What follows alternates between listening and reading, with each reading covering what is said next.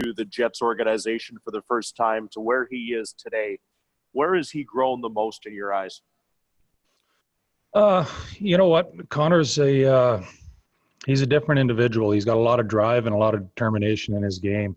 And you could see that, the first year that they came, when he was playing with the Moose and they came here into Winnipeg, I got the opportunity to watch him a lot, and you could see that in his game. And then his development over the years and the slight changes that we have made in his game has been very impressive to see him develop as a individual, as a person, but not only that, as a goaltender.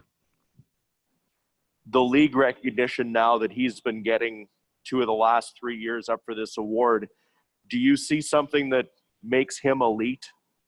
And I guess how rewarding is it to see the other people kind of see what you do on a daily basis now? Obviously, that's always great, and it's a great job by Helly. He's the one out there stopping the pucks and night after night. But, over the years, the transitions that we've made, from not only the transitions in the net and the small adjustments that we made, but his work ethic and coming in day to day and trying to get better. And that's one of his biggest assets, is that he shows up every day and he wants to come off that ice at the end of practice a better goalie than what he stepped on the ice. And some days that's hard to do, and you talk through it, and you have great communication with your goaltenders, and you just try to get better every day. And that's one thing he does very well at. And the last one for me, just quickly, you talk about talking with him. What have you learned most about working with him? Like, how do you manage that quirkiness that everybody talks about that he is as a goalie?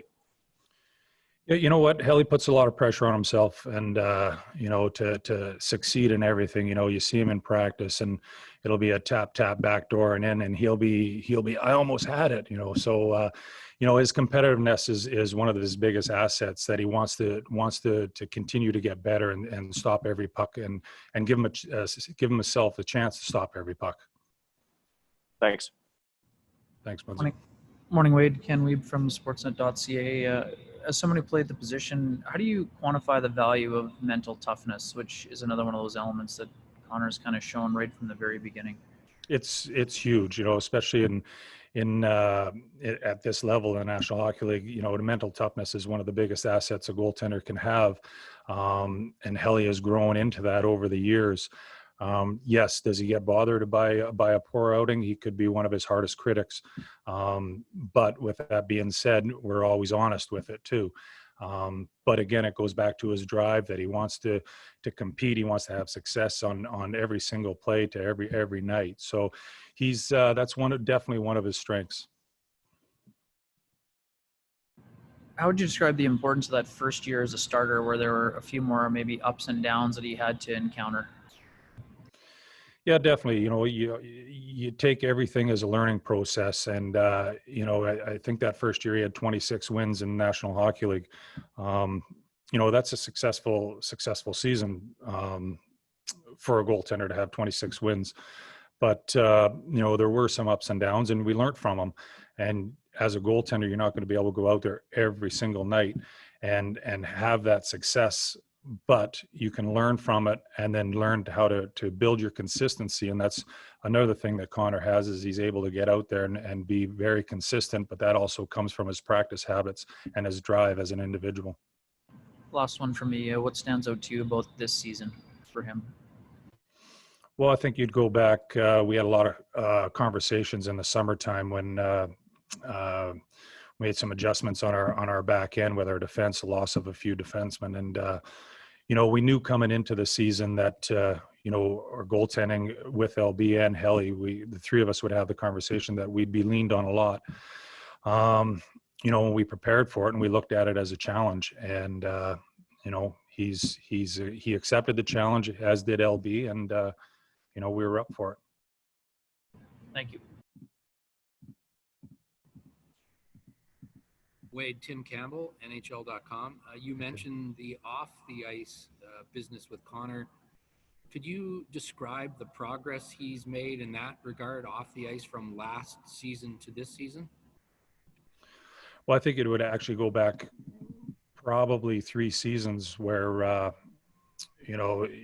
Helly, again, I'll go back to his drive, but he doesn't take a lot of time off. He works out in the summer. He has a program. He sticks to it. He's very in tune with his body, knows what he needs to get done and to accomplish to prepare himself for an upcoming season where he may eventually play a 60-plus season game. We manage that on the ice through practices where rest is a key important for him. So we may identify certain drills that we need to accomplish, but we do it in a short period of time where he can continue to get his rest. But off ice, he's grown as an individual and he's matured a lot. So, we'll just keep that going. And just one other question for me. How much thicker would you say is his skin from the first time you met him?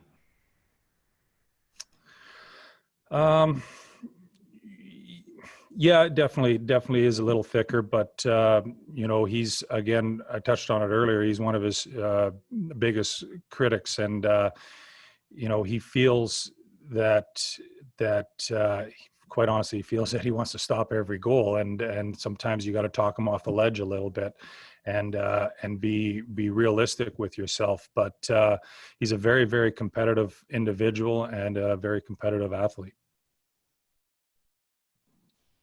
Wade, Mike McIntyre from the Free Press. I just wanted to ask you about two very specific games that Connor had this year. That fourth game of the season in Pittsburgh, Lorne had started 2 in a row after Connor had what maybe he would admit wasn't his best night in the opening night there in Madison Square Garden.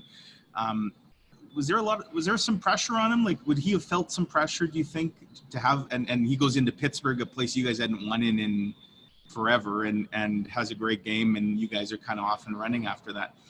Do you think that he responded to maybe a little adversity there right off the hop this season? Yeah, honestly, I do. I think, we went into game 1 in the Rangers, and I'm a little biased. I wouldn't say he was just didn't have a great night, but I wouldn't say it was a totally off night for him in the Rangers. Right. But we started LB in game 2. We came back from being down, I think it was 4, and ended up winning that game in a shootout. So we gave LB the next start, and did light a little bit of a fire under Helly. Yeah, probably did, but it also gave us a little extra practice time to go over a few things that we were actually trying to accomplish at that time, and he came out and responded. And then just to take you back to November 1st in San Jose, you've seen a lot of Connor Hellebuyck's work and a lot of games over the years. I mean, is that an example of, pretty one-sided outing where your goaltender absolutely steals you one? Well, without a doubt, I think it was a 50-plus shot game. But the funny thing about that game was in the morning skate, Helly was very, very focused, as he always is. But he just had that little bit more of an edge going there. And I had a real good feeling that he was going to be really, really good that night. I didn't expect us to give up over 50 shots, but he responded well. And, and that pretty much was a great feeling for him and myself and the team.